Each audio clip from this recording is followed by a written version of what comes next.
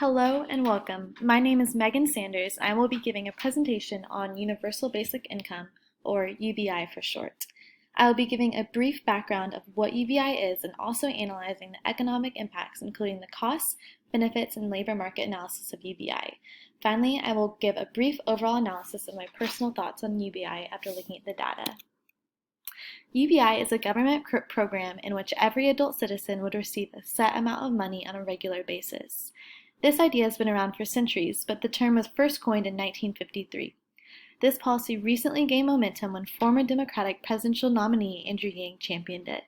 Yang supports UBI because he believes it will equalize the growing inequalities in America.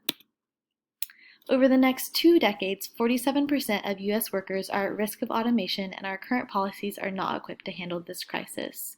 It's not that technological change leads to mass unemployment, but rather that the risk of unemployment or income loss is unequally distributed.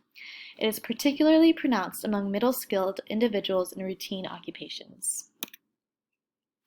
In addition, our current welfare system is inefficient and often produces an unemployment trap.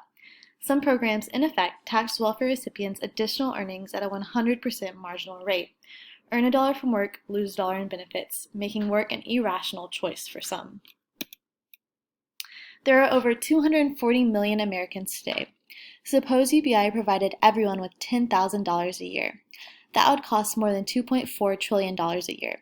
A UBI that's financed primarily by tax increases would require the American people to accept a level of taxation that vastly exceeds anything in U.S. history. In fact, this single-year figure equals more than 3/4 of the entire yearly federal budget and double the entire budget outside Social Security, Medicare, defense, and interest payments. It's hard to imagine that such a UBI would advance very far, especially given the tax increases we'll already need for Social Security, Medicare, infrastructure, and other current needs. The issue of poverty may actually be hurt as opposed to help with UBI because it would have to be large enough to raise people to above the poverty line without ending Medicaid, child care assistance, and other similar welfare programs. If these other programs were ended, out-of-pocket health, child care, and housing costs would push many people back into poverty. If everyone receives income beginning at age 18, what incentives would there be for this age group to start work as opposed to waiting a few years? The size of the workforce may suffer as a result of this lack of incentive to work. Lack of participation in the labor force has an impact on the local economy, tax base, and workforce. As represented by the graph, UBI leaves the marginal supply of labor effectively unchanged if demand shifts upward. Essentially, firms will have to pay a fixed amount more, most likely in wages, to inspire the same quantity of work.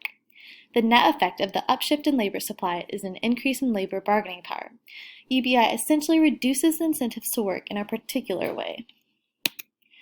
There are a lot of problems with America's current welfare system, and UBI would solve quite a lot of them. For example, people fall through its cracks. They have difficulty finding out which programs they're eligible for and experience shame and stigma for being on welfare. UBI would give citizens a simple, straightforward financial assistance that minimizes bureaucracy. Another positive of UBI is that it could allow people to work jobs because they truly are passionate about them, as opposed to working a job simply for the money. As a result, increased creativity could mean a variety of jobs opening up in the job market.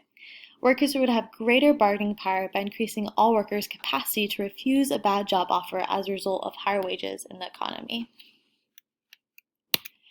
Essentially, everyone would win in the sense that a universal basic income would enable workers to wait for a better job or negotiate better wages.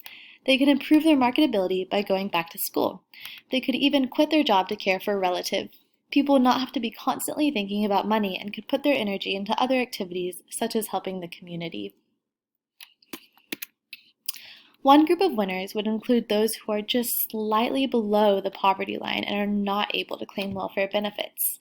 These people would have a steady source of income. This would be equally distributed and thus not subject to inherent inequalities in the current welfare system, as seen in the graph on the upper left-hand side of the screen. Essentially, everyone would win in the sense that people would feel able to work jobs that might be poorly paid, but which they love. Founding a company, opening a restaurant, managing a community theater, making art, running kids programs. That's a way UBI could minimally affect the labor supply while simultaneously making the world a better place. However, UBI would effectively substitute for all other entitlement programs, from unemployment and disability insurance to Social Security and Medicare, even Medicaid. Using UBI as a substitute for Social Security and Medicare would constitute a partial transfer from the old to the young, and using it as a substitute for disability insurance would constitute a partial transfer of resources from the disabled to the able-bodied. Small business owners who employ low-skilled workers and cannot afford automation would have to raise their wage rates in order to be competitive in the job market. As a result, big businesses may get bigger, which could result in monopolies in certain industries, thus pushing small businesses out of the current economy. Essentially, offering money to people who could work raises the reservation wage. As the reservation wage increases, the labor supply curve shifts inward. UBI would increase the demand for labor and result in a new, higher equilibrium wage in the market for labor. Looking at this in action, with UBI, businesses would have to increase their wages. Low-skilled workers who are being replaced would have a safety net to fall back on, along with greater bargaining power. Personally, I do not believe everyone should receive UBI because about 40% of the U.S. population makes above $75,000 a year per 2021 study. I believe that the money that would be given to these higher AGI people could be better used in welfare programs such as healthcare and education instead of redistributing income upward on the income scale. When campaigning against UBI, I would first ask people if they believe money truly does cure all ills. I would also ask stakeholders to consider the long-term benefits for the children and grandchildren of better education, healthcare, and access to resources. In the end, the biggest problem with the universal basic income may not be its costs or its distributive implications, but the flawed assumption that money cures all ills.